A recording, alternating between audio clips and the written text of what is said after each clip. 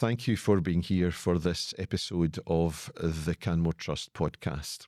We will be dealing with subjects of mental ill health and suicide, and so your safety is paramount to us here at the Canmore Trust. So if anything in today's discussion activates concerns within you about your own safety, please would you reach out. You can engage with the Canmore Trust any time of the day or night by texting Canmore, CANMORE, to 85258. Or you can call the Papyrus 24/7 Hope line on 0800 068 4141. Or you can call Samaritans any time of the day or night on 116 123, 116 123. The Canmore Trust has a website, www.thecanmoretrust.co.uk, which has an extensive list of resources for anyone seeking help on any aspect of well-being, mental ill health or suicide. Please use it. So if you're struggling, please reach out. And if you're concerned about someone else, please reach out. So thank you for being here. And now it's a great pleasure to turn to my guest on the Canmore Trust Podcast for today, Jane Macdonell. Jane, it's a pleasure to know you. You and I have got to know each other fairly well over the last few months, and it's just great to have you here. Thank you for being here. Thank you for inviting me. And we'd love to hear just a little bit more about Jane. So please tell us a bit of your background and who you are. Okay, well, I was brought up in Glasgow, not that far from here. I grew up in a loving family, although they were pretty strict, Christian family. I went to Edinburgh University to do medicine, and I did most of my medical training there, a few other places as well, down south and abroad. And then I took up a post as a consultant pediatrician in the Borders General Hospital. And I worked there as a consultant for 17 years. Laterally, I was in charge of the epilepsy service and child development service, and also was seconded and worked in Fife for NHS Fife as their lead paediatrician, as child protection was also a very large part of my work in the southeast of Scotland. I have 4 children, Katie, Harris, Patrick and Robbie, and a husband, Dave. And so we still live in the Scottish Borders in a little village. And I enjoy quite a number of activities that the Borders can give. Only the Borders can give. Only the Borders can give. Yeah. So I'm interested that your background is as a paediatrician, particularly in safety and governance aspects for children. I guess you'll have seen some tough stuff. Absolutely. Yeah. Some heartbreaking stuff. Yes, absolutely. Yeah. And I guess if we're going to deal with heartbreak, then we should introduce the subject of suicide, because that's why you're here today. And I just want to extend my utter condolences to you, because you have lost,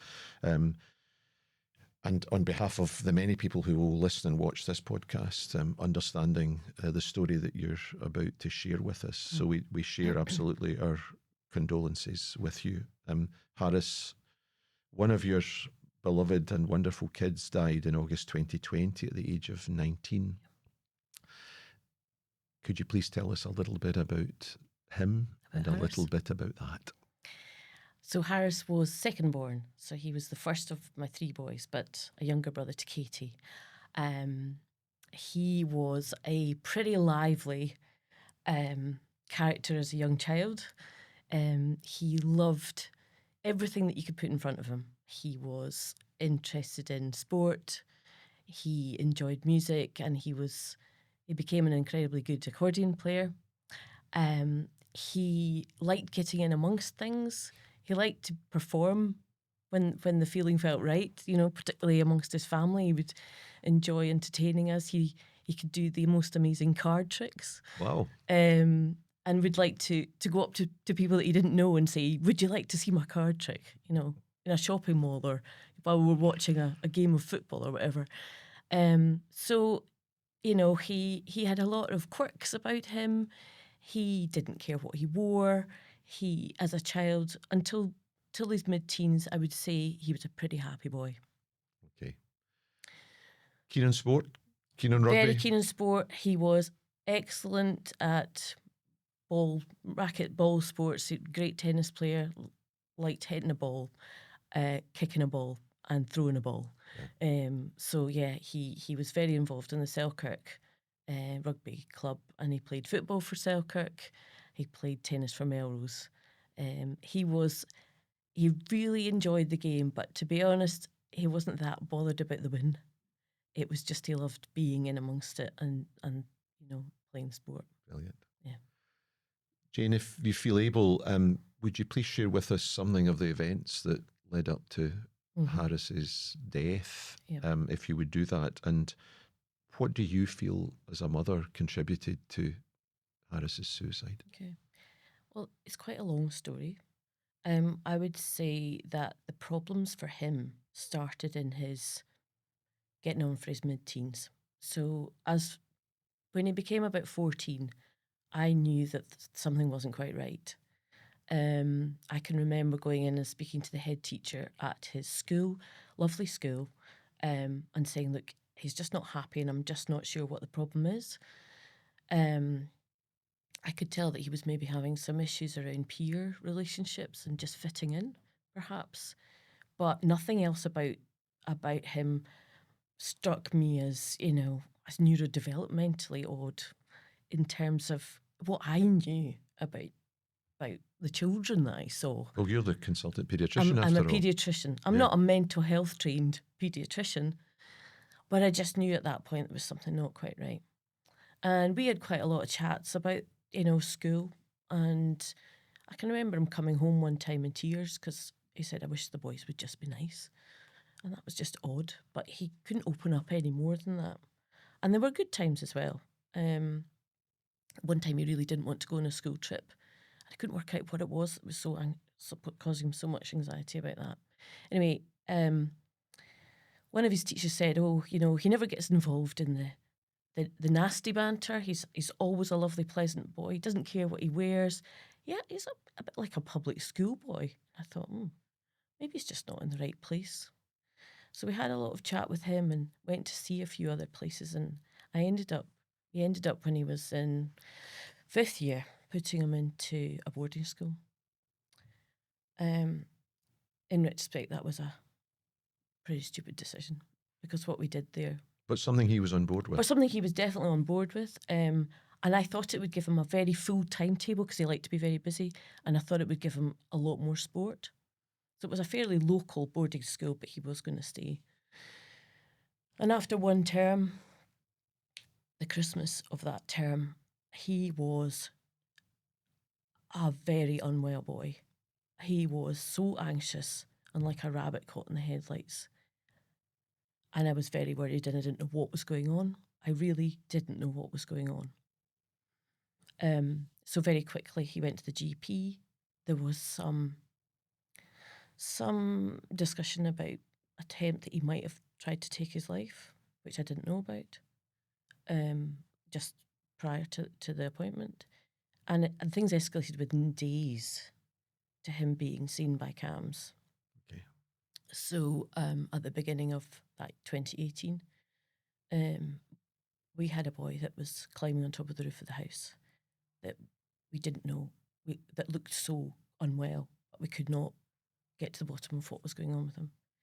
And we agreed that he possibly needed a hospital admission to keep him safe. Now, at that point, unfortunately, there were no beds at all in Scotland for adolescents. There are beds in Glasgow, Edinburgh and Dundee, but there was not a space in any of these places. So I was told that the best thing was that he would be admitted to our local adult inpatient facility called Huntlyburn. Can I just stop for a moment and that will be a shocking moment, I think, for many parents who will listen to this podcast, that there were no children or adolescent beds available in Scotland. Mm-hmm. To your knowledge, is that something that happens commonly, or was that a once-off? It's definitely not a once-off. Okay. It is well known about, in terms of the Mental Welfare Commission have kept tabs on that for some time, many years in fact. I think they would say that the numbers are a bit better, Okay. but it certainly still happens on a regular basis. Because one of the things I find all the time in speaking with families who have been impacted by suicide is that they had no idea that things were not quite rosy in the garden of mental health services until they are suddenly impacted with an emergency situation. Yeah. And we'll probably come on to this shortly, but it's clearly an area that requires further public scrutiny around provision of mental health services in Scotland. Yes, absolutely. Yes. Yeah. And we'll get back to that. But I think as a paediatrician, I didn't know very much about mental health services. Certainly not adult facilities, certainly not anything about the different types of facilities there are. What, I really was pretty ignorant. And I suppose what we were thinking at that time is at least he'll be close to home. Yes. Yes. And he was able to come home. How long was he in Huntlyburn for? Well, he was in there for 9 nights. But as the longer he stayed there, the more distressed he became about that environment. And he did run away from it, and the staff brought him back. We weren't really told much about that. And then one time, so the last night he was there, he had come home, and when it was time to go, he disappeared and was up on the roof saying, "I'm going to end it all." I went up on the roof with him. Wow. The emergency services were called, and it was fairly, oh, well then, let's get him down and back. Do you want to come in the ambulance? Oh, I'm actually in a state of shock. This is horrendous. And it was all kind of as if this was what they saw every day. So he was taken back, and I went back that night. And can I just ask, did you have a diagnosis for Harris? No, there had really been nothing done in terms of, it was just really a holding space up to that point. Was there therapy? I think all that was happening was that he was being put in a room with older adults, with some of them very chronic psychiatric conditions. Okay. That as a boy who pleased, he just did it, but it was terrifying him. And was he still speaking to you during that time? He was really finding it very difficult to talk about how he was. Yeah. And all we were doing was doing activities with him and bringing family and friends to see him that he wanted to do. And I guess you must have been conflicted during that time as being both the mother and a medical practitioner. Yeah, so as a mother and a colleague yes. of the CAMS professionals who were overseeing his care within there. Yes. And it was a very difficult position to be in. Yes. Because I had absolute trust in what I was being told. Yes. And there was beginning to be some discussions about, could Harris have some neurodevelopmental problem? Okay. But nothing more than that. Okay. Before we move on to talking about neurodiversity and neurodivergence, could you help me and our audience with terminology? Yep. Okay. Because we talk about neurodiversity, we talk about neurodiverse, we talk about neurodivergence. Can you help us just how these different definitions pan out? Could you help us with that just for a moment? Okay. So very briefly, the neurodiversity paradigm, if you like, the model of that, is something that's been around for a couple of decades. And it's just a way of thinking about our brains in terms of everybody's brain is different. We are all neurodiverse. We all think and learn and process the world differently. If you're neurotypical, you are in the majority in that the way that our world is set out around us, we can cope with environments like school and work. We can fit in and adapt, we can adapt with that and sit comfortably within that. If you are neurodivergent, which is neurospicy or whatever it is, neuroatypical, the world is not necessarily set up to help you cope within that world.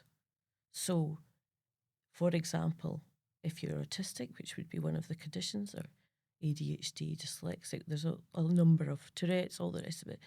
If you go into an environment like a school, there are a lot of things that would help, that you would need to help you feel you could cope within that environment. It's not to say that anybody is superior to anybody else. We're just different. Okay. And I think does that make sense? It does. It makes great sense. It's really helpful. I think one of my questions then is, if this is simply part of a spectrum, then is it fair to say that neurodivergent people have a diagnosis? Can we make diagnoses for conditions that may not be medicalised? They're simply part of a spectrum. Yeah, well, there is, of course, the medical model around this, which the history of this is seeing these conditions as deficits, or parts of that as deficits. Okay.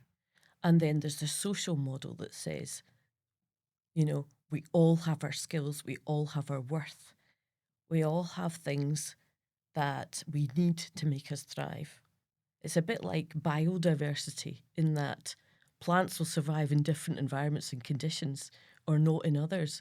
And it's kind of the same thing. Okay. That's really helpful. But I guess my question is, one of the things that's concerning me about the whole neurodiversity world is that we're hearing that waiting lists are being closed. We're hearing that, well, if it's just a diversity of normality, we take the medical model away, we don't need waiting lists and we don't need a diagnosis. And that feels to be something that's very much happening at the moment to the detriment of support.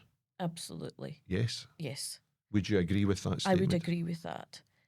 And we'll come on to that in terms of education that needs to happen around creating societies that are neuro-affirming. Okay. But also appreciating that there are aspects of this where the mental health is impacted of people who are or are not diagnosed, but that are very important. Okay. I love neurospicy. Yes. Yeah. Sounds fantastic. I think I interrupted you telling Harris's story. So as I was getting to, this admission within an adult facility was not working. He was becoming more and more distressed by his environment. And that day, when he went out on the roof, not wanting to go back, and I let him go back, I went in that evening and said, he is not right. This is not good for him. You need, we need something different here. Yeah. And I was dismissed. And the following day, he ran away from the hospital, was picked up in a hospital car, and when he realised he was going back there, he threw himself from a moving vehicle that was going at about 40 miles an hour because he didn't want to go back. Wow. That is flight or fight. That is a stress response that he had there. And that was a life-threatening event for which he sustained some significant facial injuries and some soft tissue injuries of his limbs, and for which he required plastic surgery. And at that point they said, well, he still will have to go back to Huntlyburn. And we said, not over our dead bodies, he's going back there. So some adjustments were made that he could go to the Edinburgh Young Persons Unit, and he was transferred there and remained there for a couple of months. Okay. And was that a better experience? Certainly for him, the environment was much better. Yeah. The whole distress that we'd seen melted away. Now, he was sectioned before he went there because of what happened with the accident. Okay. But you could tell as soon as he was there, he was not trying to get away from that place. So from an environmental point of view, it was hugely better than what had happened before. However, this was a boy now who'd been traumatised by what had happened to him.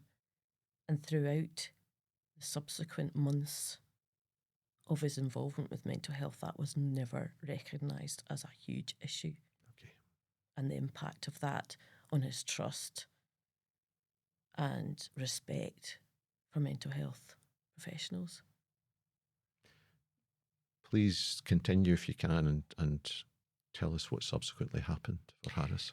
So while he was in the YPU, the Young Persons Unit in Edinburgh, there was obviously processes in terms of him being allowed to recover, but also about what was underlying the issues that Harris was having. The consultant psychiatrist was very quick to decide that Harris had ADHD. And I'm afraid Harris was told that starting medication was going to make him feel a whole lot better. Now, he was given X, Y, and Z different medications when he was there. None of them made a difference to him at all. In fact, they gave him side effects that meant he couldn't take the medication. So we raised expectations. So there's a raised expectation. There was also, I think, too quick a decision to give him that label when I don't think it was the relevant one. Okay. It wasn't the important one, but it became one that followed him for the rest of his life and made people think of him in a certain way. He was assessed with terms of parent interviews. There's two different types of autism assessment. They did the parent interviews about his earlier life as a child around autism, and that said he didn't have autism. And I said, well, I don't think he's got autism, because how he presented and how he'd been as a child, to me, it was not a stereotypical child with autism. So I was really pleased about that, I have to say. And he was told he didn't have autism. And then the consultant went on holiday, and another consultant took over who I actually did know from work. And she did the appropriate ADOS for him. It was all about him being interviewed and going through that diagnostic assessment. And it didn't take her very long. And also speaking to the nurses about saying, Harris, you do have autism, but that's not the end of the world. And in that short interview with her and with me and Harris, she communicated that in a way that I think Harris could have accepted. But I think by that time, he was very confused about what was going on, and also had a particular kind of idea of what he thought autism was. And that consultant was the only person that actually could open the chink of, being able to communicate in a way that Harris could understand. The beauty of compassionate care and kindness in the moment. Absolutely. The only person that he met. Yeah.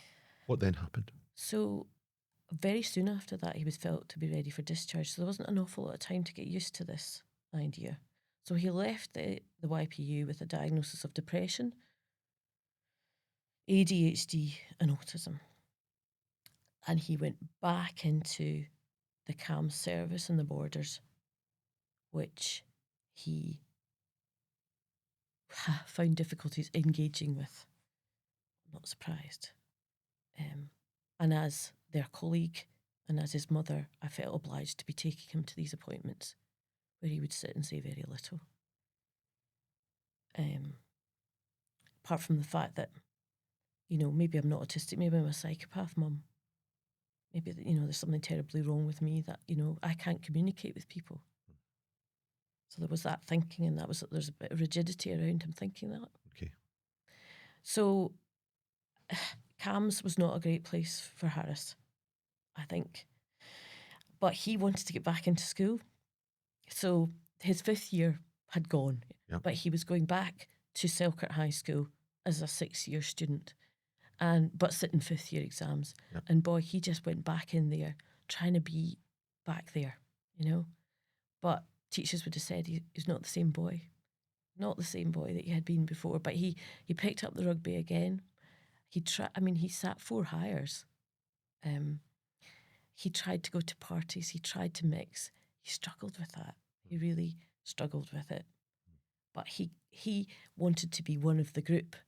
He didn't see himself as a person with additional needs, or a person, he didn't find his tribe. He didn't find any help from services. There was no felt very stuck as to where does he fit? Where does he go? Yeah. He did get hires. He was transferred over to the adult mental health service by CAMS because he was still taking a medication for ADHD, which we kind of, thought might help him through exams because that was still on the cards. And he had a transition appointment with adult mental health. Now, the only reason he got that was because he was on the medication. So he's now 18 or 19? So he's now 18 in the summer of 2019. Okay. And there was no discussion about the trauma of what he'd been through. There was no discussion about what do you do, Harris, if you end up in a situation like you were before. What's your safety plan?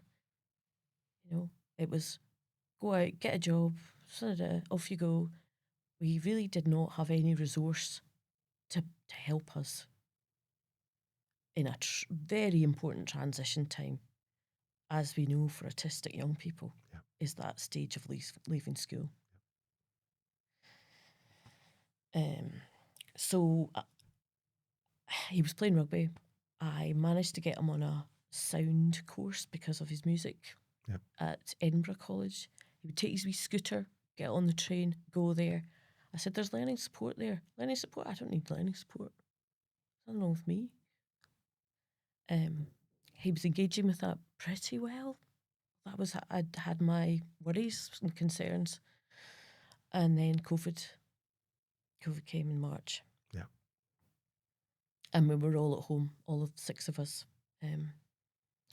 And over the first few weeks, we were okay. But by May, I was very, very worried about him. He was socially withdrawn from us as a family. He would not talk to us. He would not sit at the table.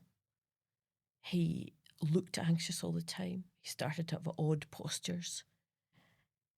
He started to do bizarre things.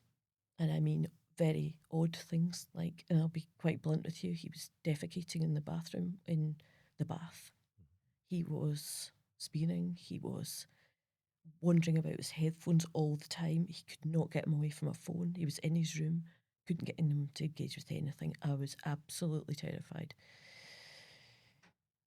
So I was at work and I emailed the consultant who'd discharged him 6 months before after meeting him on 2 occasions with no plan. And I was told to go back to the GP. We had a very good GP who immediately contacted adult services, and somebody tried to phone Harris, and he found that very hard to speak to them on the phone.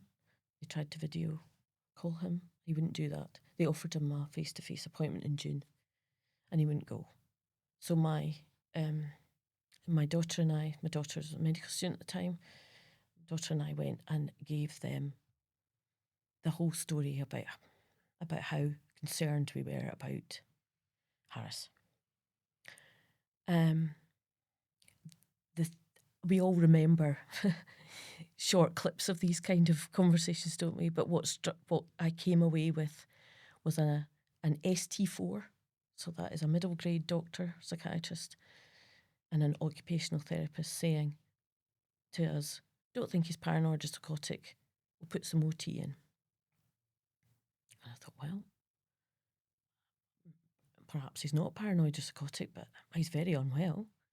However, you're saying to us, you have a team around us, you have a consultant that you will be speaking to, you have weekly team meetings.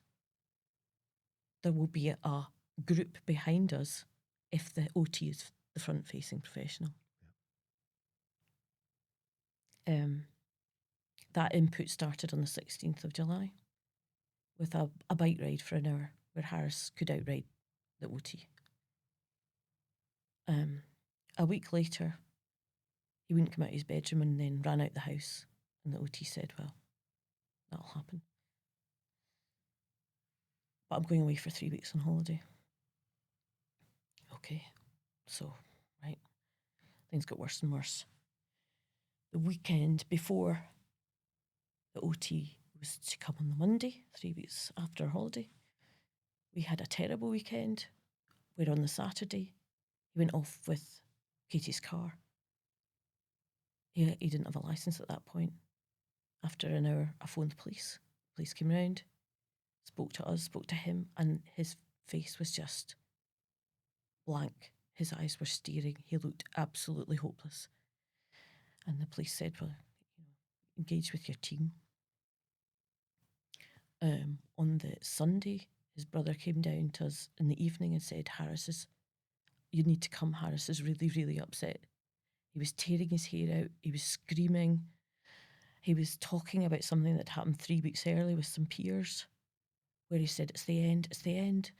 It's happened again, it's the end. And I was, at 10 o'clock at night, I went next door to the GP, who was one of the GPs in the practice, said, this is what's happening, I don't know what to do, the OT's coming tomorrow. She said, well, I'll give you some diazepam to calm him down. Okay, and he did calm down. And the next morning when the OT arrived, I told them everything, like, things are getting worse. We're really worried about him. He said, oh, well, we'll take him out to the hall and do a wee bit of gym with him. I said, look, he needs medication. He's very, very anxious. I got no feedback. He was taken to the hall. He came back, walked straight past me that night. The OT never came back. And the following night, he went to the rugby training, which had just started. I brought him back. He was fidgeting like hell in the car. I took him into the kitchen and said, your dad's made some bread. Have some bread. And, settle down. And that was the last conversation I had with him. The next morning, he was not in his room. I was working. I was on video calls all morning. I thought he'd just gone for a walk. A couple of hours into that, I checked again. I was still on video calls. I phoned the police. Police came out and said, oh, handsome boy. He's probably his girlfriend. I said, I'm not kidding you. Something's happened here. And it was 4 o'clock that afternoon that Dave found him in the field opposite our house. I just want to stop for a moment and just acknowledge the utter pain of that. I don't really know what to say, to be honest. And I'm so sorry.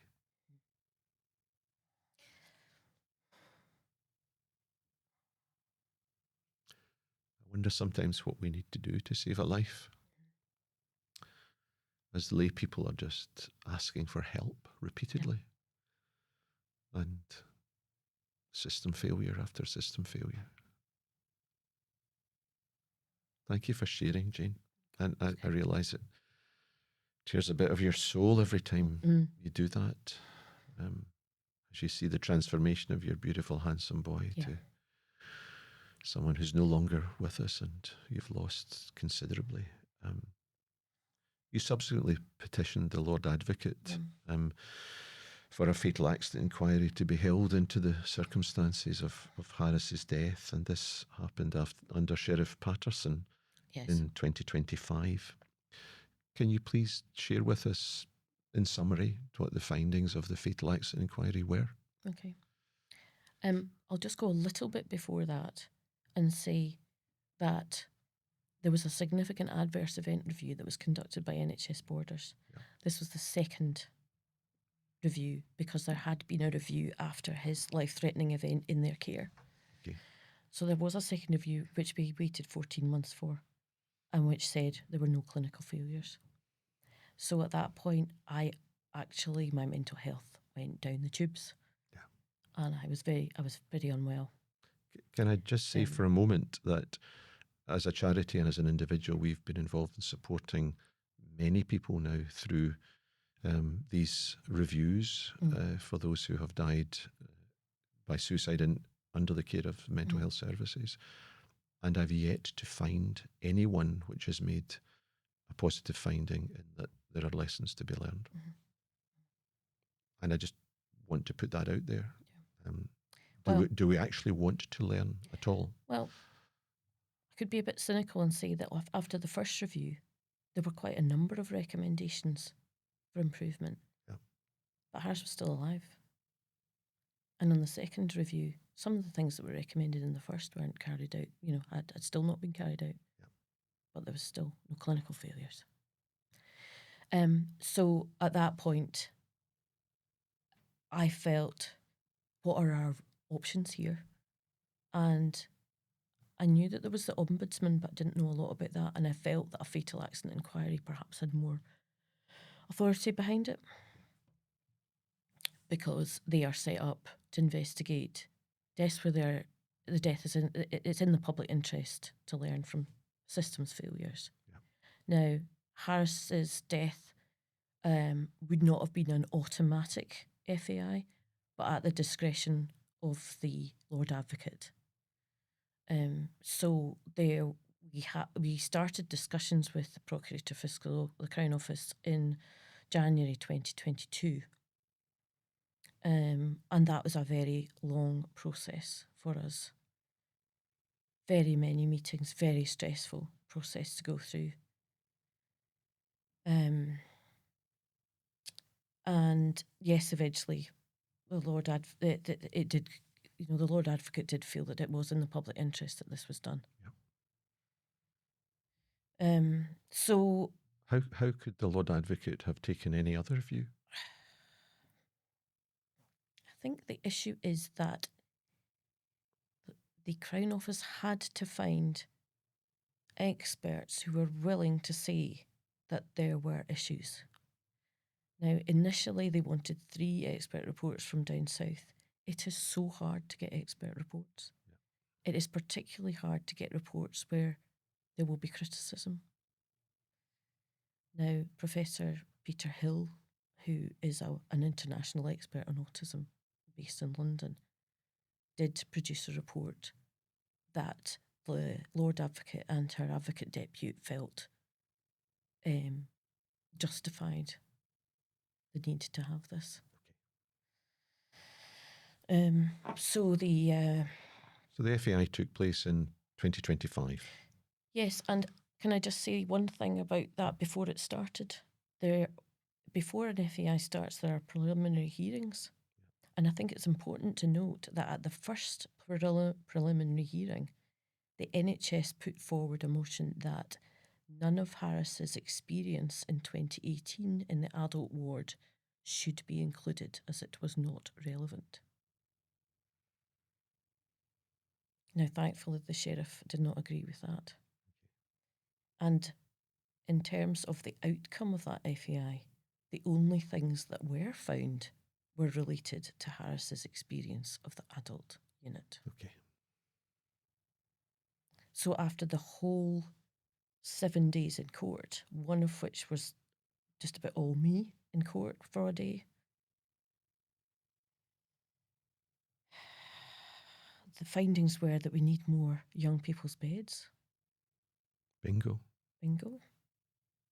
And a very niche part of the whole story about entry and exits from Huntlyburn ward, and why there wasn't a better means of making sure that Harris could not just leave of his own accord as a 16-year-old who was supposed to be supervised full-time, and which NHS boarders have said they will not change because the Mental Welfare Commission thinks that it's fine the way it is. Okay.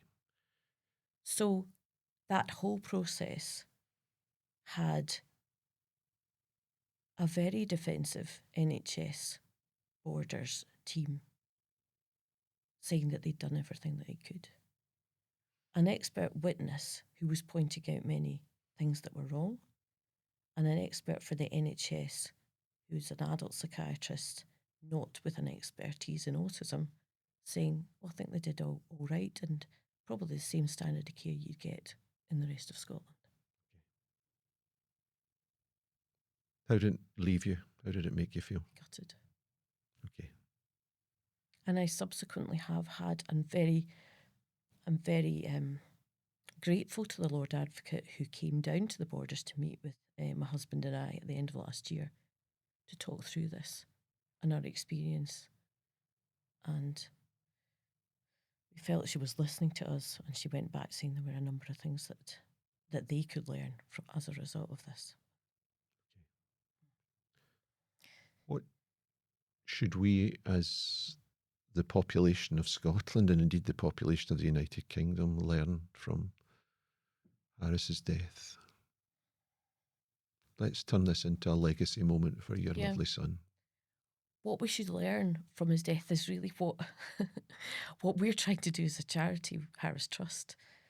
There's an awful lot of education of society in general, but had Harris gone to school and had teachers been aware of the sort of more subtle types of issues that autistic young people in their teens who start to go downhill, what that can mean, to normalise autism in terms of it doesn't matter, there's still a life that you can live. There are still many people who are like you, Harris. The spectrum is very broad. Yeah. If teachers and if me as a paediatrician had much more knowledge about the many ways that this can present, there's so much education that needs to be done. Do you think the system understands that neurodivergent traits, and particularly autistic traits, do increase the risk of suicidal behaviour in young people? Do you think that is known? No, I don't. Because the literature is very clear on it. And when we met the panel of the expert, in inverted commas, and internal reviewers of NHS Borders, right back at the beginning, I said to them, you do know that there's an increased risk of suicide with autism. This wasn't considered or brought up or discussed at any point. And they said, well, yeah, it's about double the risk. I said, no, it's 9 times the risk. Yes. And this is a reviewer who's supposed to be the expert reviewer. We talk in the Canmore Trust about finding a safe space. Yes. And we talk about finding purpose. We can talk about safe space. It's a challenging thing, isn't it? But you've certainly found purpose. Yeah. Tell us about the Harris Trust, would you? So running along parallel with all the pain that we have been through and continue to be through, right at the beginning, there was we set up a Just Giving page. You do. You do. You do. And right from the start, we were saying there are so many things that we feel we need to be saying here to help other young people. So that page raised £30,000. Wow. That was incredible. So all I could focus on at that point is we're aiming to educate about neurodiversity. We're aiming to provide the sort of activities that Harris would have enjoyed that can bring peers together to give them a sense of belonging. Yeah. Sense of belonging, so important, so important. So music activities, sporting activities, and then added in outdoor learning activities, and promoting respect. So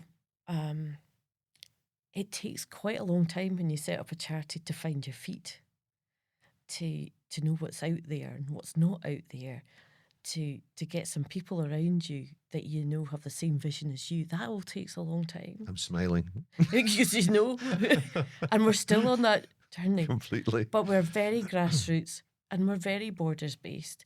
And right from the beginning, Harris's High School head teacher, Jamie Bryson, was right behind us.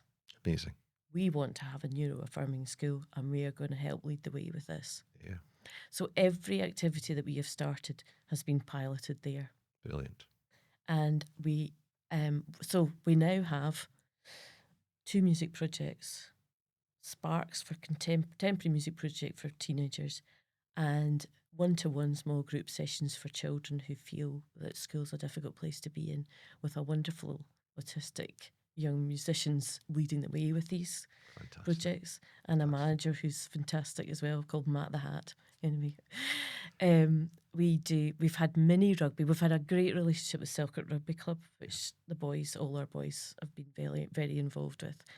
Fantastic group there.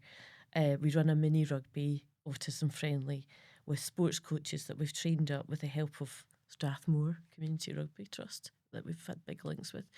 So we have children that come along there who, a lot of them are autistic, some of them have other conditions, but they just love to play, and it's not about the rugby, but it's just about meeting other children, meeting parents, meeting each other, building these bonds through rugby, and then having an influence on the rugby world about inclusion. Amazing. Which is another big thing. Yeah. How do you get more people into rugby? How do you make it welcoming for all? Outdoor learning has been the other thing. Forest and outdoor learning. I've had a big link with Newbattle College. I've trained up youth workers and homeschool link workers to level 8 to provide groups of sort of 6 to 10 using spaces that are around us in the borders. The beautiful borders. The beautiful borders. Yeah. And we've had a music festival. We've just recently done an education event for 200 teachers from over 40 schools in the borders last week. These are the sort of things we want to do. We want to keep it fun. We are just trying to build that community. It's an amazing story of finding purpose. I'm going to take you back just for a moment to the early days after Harris died for you and as a family. How did you cope? Knowing that I was coming here, I went back and looked at the diaries that I kept. Oh my God, I can't, I'm in such a different place now than I was then. So has journaling been a big part of what you do? Writing down stuff has been so helpful, isn't it? So helpful, so helpful. How did I cope? Obviously, you have your circle of trust. As the minister that took Harris's funeral said, have a circle of trust. Have the people that mean a lot to you, and really don't worry too much about everybody else in the beginning. Yeah. Try and keep it tight. Yeah. So family and friends have been immensely supportive of us, and we've needed them. Anger is a big part of suicide grieving. Were you angry? Are you still angry? Yeah. I struggle with that a lot. Okay. I am hugely angry, hugely let down, feel hugely let down. Feel that I fought, and probably have to put that aside now. I think I've gone as far as I can with that. There's the focus is on the positive now, but I've tried to go as far as I could in terms of holding things to, systems to account, people, organisations to account. What a struggle that has been, and I feel I'm not sure if I've succeeded in any great way. Yes, anger is a thing. I personally get a lot of thing from walking, from being around animals. I'm lucky enough to have a horse. I've thrashed that horse around so many courses and so many endurance rides. Being around animals is a big thing for me. Okay. Fantastic. Yeah. And the rest of the family, you're still holding together? Still, they are amazing. Yeah. They are flipping amazing. Yeah. Katie carried on doing her medical degree. She's a junior doctor. She struggles at times with the system herself and how she sees people behaviour within that system. I'm not sure if it will always be for her, but she's still in that system. Good for just her. Now. Yeah. Patrick's at Strathclyde doing engineering. That's what he's supposed to be doing, but he does a lot of music and gigs, and helps us out with the trust with that sort of stuff as well at times. And he's great. And then Robbie, the youngest, lives for sport, and he's 19 now. And it's just been very recently that he's said, I need some help.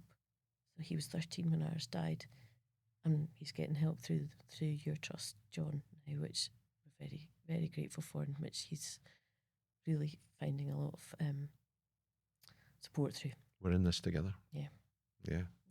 Absolutely. You were a clinical doctor as well as a mum. What an interesting way of looking at things. So Isabel, my wife, was exactly the same, and I there's a resonance. But my question really is, what have you learnt about yourself since Harris died? I'm probably a bit like you, John, in that. Oh no, there's two of us in the same room at the same time. I don't know.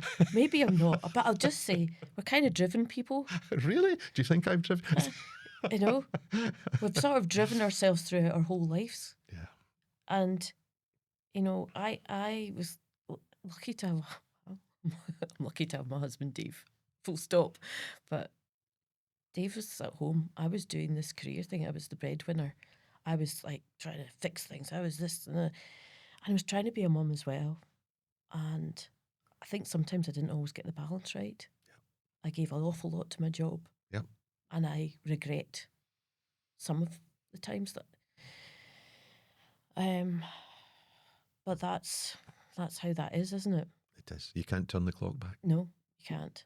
I'm humbled by what's happened. I'm less judgmental.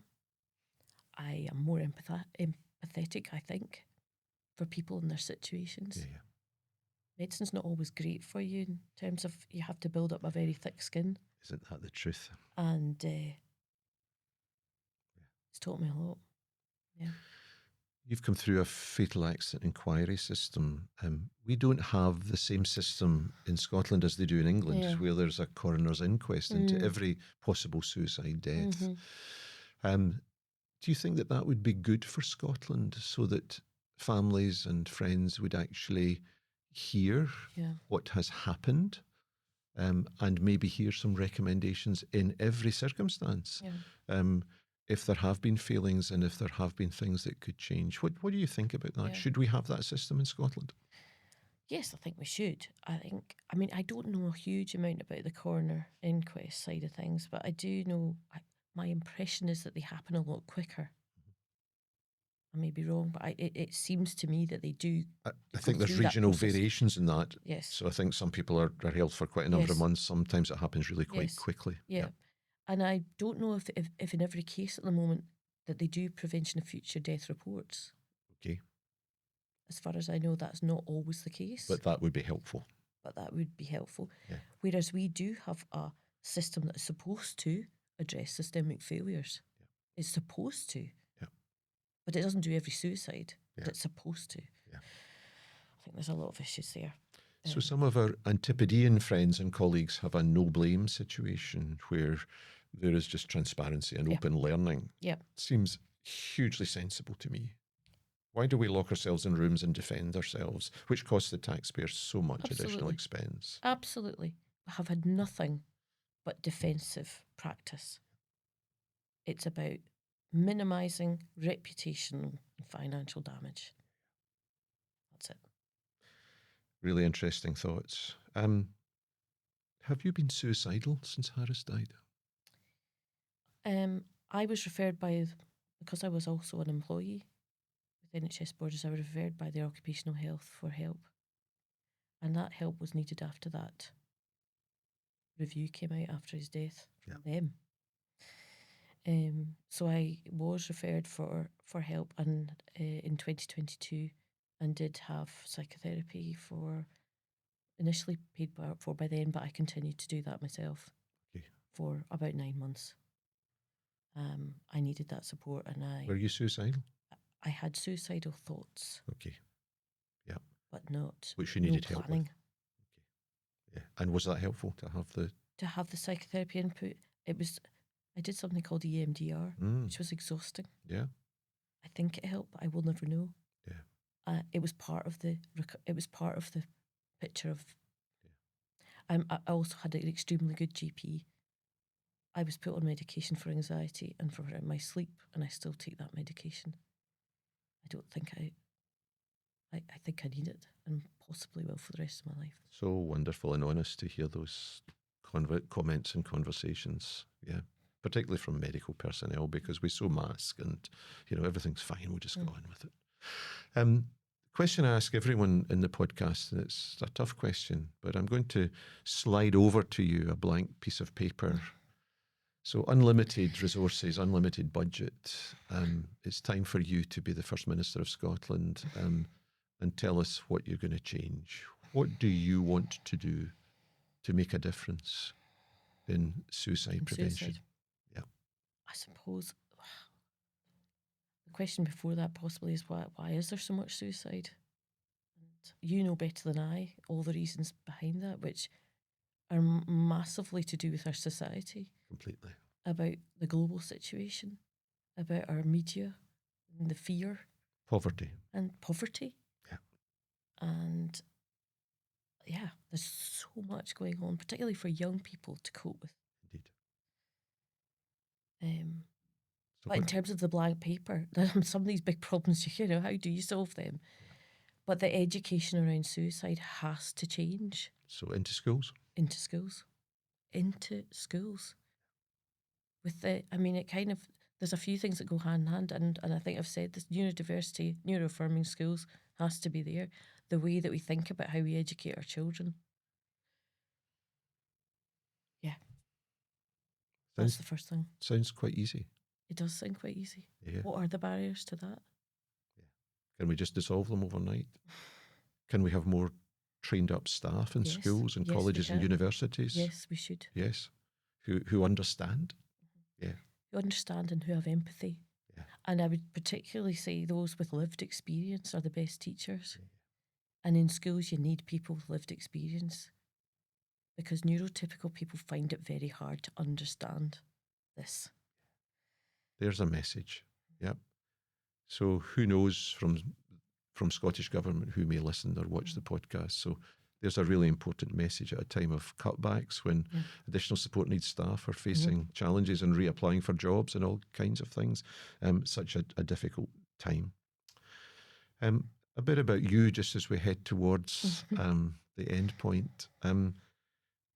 What about your hobbies or pastimes? Do you read? Who's your favourite author? What book are you reading? All of that stuff. Oh, well, since Harris died, I've always loved practical making things and things like that. I used to do woodwork, but I've now taken up upholstery. Got a qualification for that. My goodness. So I make things. I love taking things to bits and putting them back together. So you should have been a surgeon, not a pediatrician. I should have been. Yeah. But it was so male dominated. I didn't go there. We'll keep that for another podcast. So anything to do with sewing, upholstery, colour, fabric, love all that sort of stuff. And have you done anything in that represents Harris? Well, I designed a massive wingback chair for the Selkirk Rugby Club, which is made of bits of strips, and including youth rhinos, that's the minis, the big boys, and a Harris Trust fabric that we have as well, and it sits proudly at the front of Selkirk Rugby Club. Oh, that sounds amazing. So that's good. Yeah. And if any other club in the Borders wants one made for them, I'm happy to do it. I wonder if we might share a photograph of that on the podcast. Oh, yes. Yeah. So I do that, and I love, as I said, I love my animals. I love riding. That's where I can completely leave everything else behind. Yeah. Are you a reader? I read, yes. Well, yes, I do read, and I've been in a book club with a number of girls. More about drinking and eating, but anyway, I'm in a book club, and yes, I get through a lot of books. My recall of these books is not so great. At the moment, I'm reading Michael Pedersen's Muckleflugga. Oh, yes. Like the lighthouse at the top of Shetland. Fantastic. And then I'm going to read Boy Friends, which he also wrote, which has a bit to do with a frightened rabbit man, Scott Hutchison, with whom we are quite linked in terms of the Harris Trust as well. So I'm going to be reading that. Wonderful. Have you any unfulfilled aspirations for life, Jane? I think I'm in a better place now. I want to continue to make tiny changes, and that's it. And I don't have massive aspirations. I just want to see my children thrive and be the sort of people that just spread love, and create happiness. Of kindness. Yeah. Really importantly, given all that you've shared, and my heart's sitting here pretty broken still for the story that you've shared, and I'm so grateful to you for what you've shared. And I know that many people watching and listening will so appreciate the honesty with which you've shared. How does Jane Macdonell care for herself and look after herself? How do you stay safe given all that you've come through and all that you face? I'm pretty good at letting things come out. I don't build things up inside. I will see it how it is. You surprise me. That helps me stay safe. I get it off my chest. Great. That's how I stay safe. Yeah. I talk. And so people round about you, this friendship circle, this circle of safety, will know, they know what's going on. They know what's going on. You let it out. Yes. Your kids, you let it out. I let it out. Yes, I do, and I want them to let it out too. Do you ever ride a horse and cry? Yes. Is that your place to cry? Yes. I guess there's a strange bond between there's a human and particularly a horse. If do you? For anybody out there who understands this kind of strange horsey thing, yes, there is. I have two, one that I ride and one that I don't ride. Do you hug them and talk to them? I sit with them. Yeah. And that's better, even better than riding them. You just sit with them. They're amazing. Therapeutes. Therapeutes and a dog I've got. Fantastic. Same thing. Jane, my final question to you is the same question I ask everyone towards the end of our podcast, and it's a very simple one, but it's one that is perhaps the most important question I will ask you today, and I always feel the emotion of it. If there's someone watching or listening to this podcast today who is suicidal, what would you like to say to them?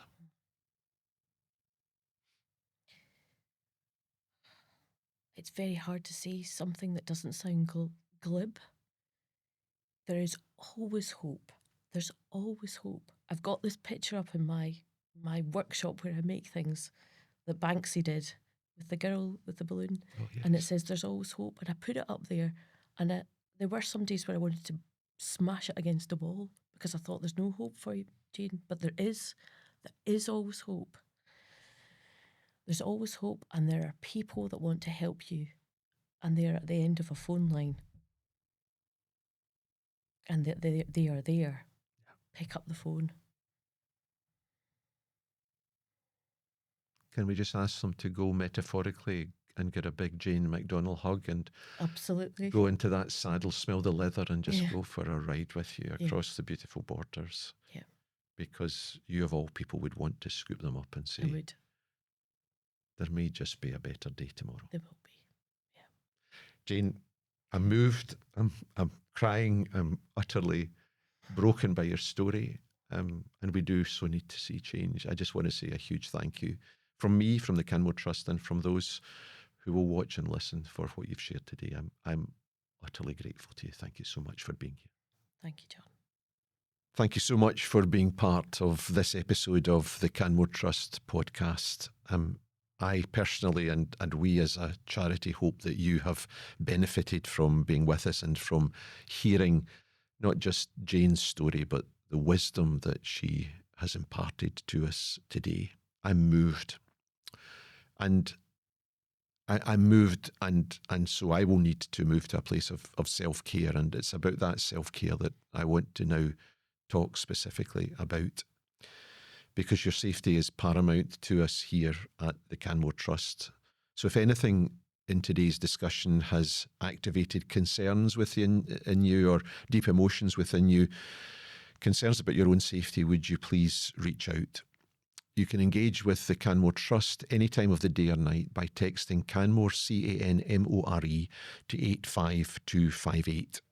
You can contact the Papyrus Hope Line, their 24/7 Hope Line, on 0800 068 4141, and you can call Samaritans any time of the day or night on 116 123, a very important number, 116 123. The Canmore Trust website, www.thecanmoretrust.co.uk, has an extensive list of resources for anyone seeking help on any aspect of well-being, mental ill health or suicide. Would you please use it? Please engage with that and with those resources. So if you're struggling, would you please reach out, as Jane so clearly shared with us? There is always hope. And if you're struggling today, would you please reach out? And if you're concerned about someone else in light of what we've shared today, in light of what you've heard today, this may well be the day for you to reach out to them and indeed to reach out for help on their behalf. Please stay safe, please stay well, and we'll see you on a future edition of the Canmore Trust podcast. Thank you.